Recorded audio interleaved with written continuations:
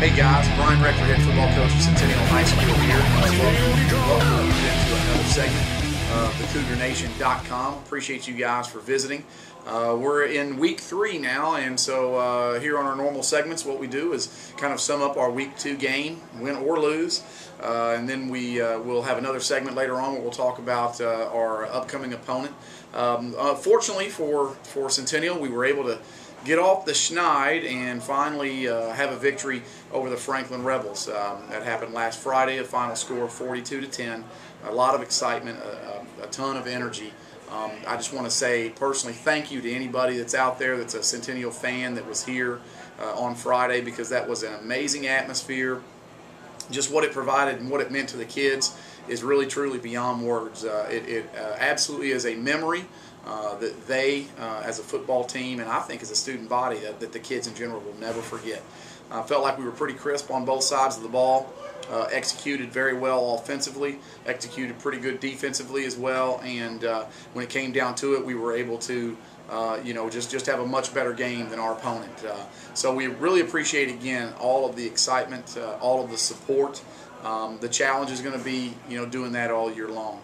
With us to talk about, special guest with us anyway, to talk about our defensive performance is our defensive coordinator and linebackers coach. His name is Michael Copley, and he's going to give us a synopsis of how he felt like our defense played on Friday night. I'll turn it over to Coach Copley.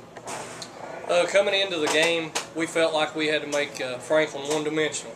And that meant we were going to ask our inside six to really take care of the inside and outside zone and make them one-dimensional, because they had Franklin had what we felt like a good stable of backs with number 21 and 18, and their quarterback sitting back there was doing young guy doing a great job.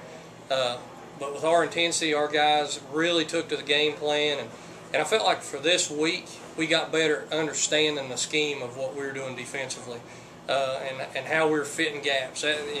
Within our defense, it's a gap oriented, and for us it was it's always understanding where those fits are, and I felt like this week they fit it faster and downhill more explosive, which in turn made them one-dimensional. I want to say it was, Coach, correct me if I'm wrong, right at 100 yards rushing. That's right. And anytime you can keep a team that runs football well like they had, I think their back, number 21, had almost 300 yards, or if not 300 the week before, and we held them as a team to right at 100. So, hats off to those guys. I know on the D-line, Faiz had a great game, 7 tackles, 3 assists, something of that nature. I'm not a huge guy on statistics.